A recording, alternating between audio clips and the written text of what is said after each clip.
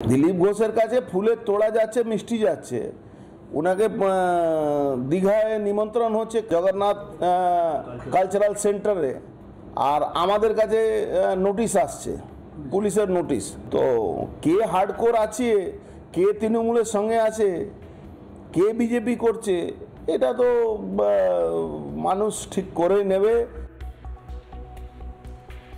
প্রথম রিঅ্যাকশন নিঃসন্দেহে সুকান্ত মজুমদার, যেটা আমি শুরুতেই বললাম যে পার্টি এন্ডোর্স করে না। রাজ্য সভাপতি যেটা বলে দিয়েছেন ওটাই শেষ কথা, এর কোনো রিঅ্যাকশন হয় না। তার মানে আপনি রাজ্য সভাপতির কথা মানেননি?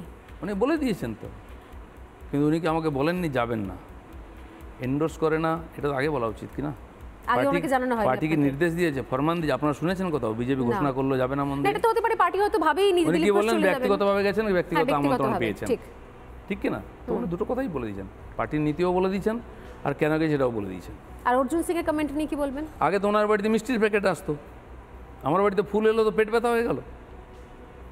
আচ্ছা, দিলীপ ঘোষের উনি যে কেস আমার কথা জানি না, তার আগে তো উনি কেস দিতেন সবাইকে। বিজেপির যত কার্যকর্তা কেস খেয়েছে 4-5 বছর আগে ব্যারাকপুরে, সবকে অর্জুন সিং কেস দিয়েছে, আর পুলিশ কে বসবে কী কেস লিখবে উনি বলতেন। আজ উল্টো হয়ে গেল তো পেট ব্যথা। আচ্ছা, উনি বলছেন যে আমার কাছে ফুল এসছে, উনি কেস খেয়েছে। দিলীপ ঘোষ কি গরু চুরির কেস খেয়েছে, কয়লা চুরির কেস খেয়েছে, নাকি মাগলিংয়ের কেস খেয়েছে, নাকি বোম ভাঙার কেস পেয়েছে? 28টা কেস তো আমি দেখাতে হয় ইলেকশনে, লোকসভার সময় 28টা কেস আমার কাছে যা রেকর্ড ছিল আমি দেখিয়েছি, জানি না আর কত কেস আছে। তো ওনারা টিএমসিতে থাকলেন কটা কেস খেয়েছেন, আর আমাদেরকে কত কেস দিয়েছেন? যান ব্যারাকপুরে এক একটা কার্যকর্তাকে জিজ্ঞেস করুন, চোখের জল নিয়ে তারা ওকে জিতিয়েছিল।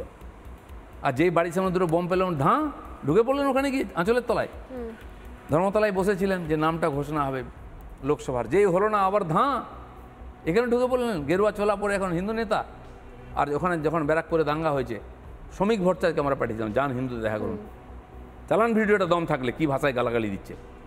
আরে দিলীপ ঘোষের একটা চুল মাখা করতে পারবে না কেউ, সব রেকর্ড আছে, সবার ইতিহাস আছে, ভূগোল আছে, দিলীপ ঘোষেরও আছে। আমি চৌরাস্তায় দাঁড়িয়ে বলবো এই কথা, আসুক আমার সঙ্গে কেউ ডিবেট করুক, কেন আমার কেউ চুলকাচ্ছেন? আচ্ছা বলুন তো, এই লোকগুলোকে কি অথরিটি দিয়েছে বিজেপি কাকে তাড়াবে, কি করবে, মন্দিরে যাওয়া ঠিক কিনা, মসজিদে যাওয়া ঠিক খাওয়া? অনেক লোক মসজিদে এসি লাগিয়ে দিয়েছিল, তখন আমার আপত্তি নেই, যদি মনে হয় অন্য ধর্ম হিন্দুরা সবাইকে সমান মনে করে। তো আজ কেন? আমি কোনোদিন ইফতার খেতে যাইনি কারো বাড়িতে, আমার বন্ধু আছেন একাধিক মুসলমান বন্ধু, বাড়িতে সিমাই নিয়ে আসেন, আমরা যেমন প্রসাদ মাটি। আর এবারে ইকো পার্কের সকালবেলা যেমন জন্মদিন হলো আমার, সেরকম সিমাই পার্টি করেছি আমরা। রামনবমীর ওখানে পার্টি করি, বিজয়া দশমীর ওখানে মিষ্টি খাওয়া হয়, ওখানে দীপাবলির মিষ্টি খাওয়া হয়, ছট পুজোর মিষ্টি খাওয়া হয়। আমরা সেখানে সিমাই নিয়ে এসেছিলাম, ওখানে নিয়ে সবাইকে খাওয়া। এটা দিলীপ ঘোষ করতে পারে, লুকিয়ে করি না আমি। দিলীপ, এই জায়গাতেই তো প্রশ্ন, মানে আপনার যে আদর্শ, এই যে বিচার, সবাইকে নিয়ে একসঙ্গে চলবো, সবার সঙ্গে ভালো সম্পর্ক রাখবো, এই আদর্শ বিচারটা কেন তাহলে আপনি, মানে আমি বুঝতে পারছি না যে এই বিচারটাই একদম গ্রাসরুট লেভেলে কেন গিয়ে সেখানে প্রতিফলিত হয় না? মানে এই বিচার নিয়ে কোনো প্রবলেম নেই, আপনি বলুন। আমাদের না, লোকে তো হিন্দু হওয়ার জন্য তো বাড়িঘর ছেড়ে দিয়েছে, এটা তো সব থেকে বড় ঘটনা। 71-এর পরে এই সময় এসে দাঁড়িয়ে এত বছর বাদে হিন্দু হওয়ার জন্য বাড়িঘর ছেড়ে যেতে হচ্ছে। তৃণমূল কংগ্রেস তো এই বিচার দেখায় না কখনো, তৃণমূল কংগ্রেস তো এই আদর্শ দেখায় না কখনো। তারা তো ডাইরেক্টলি হিন্দু করি না, আমি বিজেপি করি। অটল বিহারী বাজপেয়ী এসে মমতা ব্যানার্জির মায়ের পায়ে হাত দিয়ে প্রণাম করেছিলেন, আপনার কাছে ফটো থাকলে দেখান। ও তিনি আমাদের অ্যালায়েন্স ছিলেন বলে আজকে তিনি আমাদের শত্রু হয়ে গেলেন। আচ্ছা, মানে আপনি শত্রু মানেন না মমতা বন্দ্যোপাধ্যায়? কাউকে মানি না, মমতা কেন মানেন? আমার দেশের প্রত্যেকটি নাগরিক আমার ভাই, কারো বলার দম আছে এই কথা? মমতা ব্যানার্জিও বলতে পারবেন না, এটা হিন্দু বিচার বলে।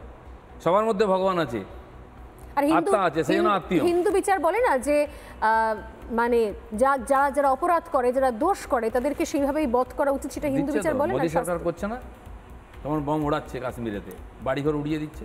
যেদিন সুযোগ আসবে ওয়েস্ট বেঙ্গলে সেটা আমরা করবো, বুলডোজার কিনে নিয়ে আসবো। সুযোগ আসবে মনে হবে এইভাবে? আপনি 5 বছর আগে ভাবতেন বিজেপি প্রধান বিরোধী দল হবে? আমি ববি হাকিমকে এটা বলেছিলাম প্রথম দিন এমপি জিতে এসে, একটা চ্যানেলে বসে এমএলএ জিতে এসে 9 বছর আগে, সে রেকর্ড থাকবে অন্য চ্যানেলে, যে ও বলেছিল যে এসইউসির মতো একটা পার্টি 3টে জিতেছিলাম আমরা, বিজেপির কোনো চান্স ওয়েস্ট বেঙ্গলে। আমি বলছি ববিদা, আমার তখন বন্ধুত্ব ছিল না, পরিচয় ছিল না, ওখানে দেখা, আপনি চিন্তা করবেন না, অপেক্ষা করুন, আপনি বেঁচে থাকতে দেখে যান বিজেপি ক্ষমতায় এসে। আর 5 বছরের মধ্যে বিরোধী দল করে দিয়েছিলাম পার্টিকে।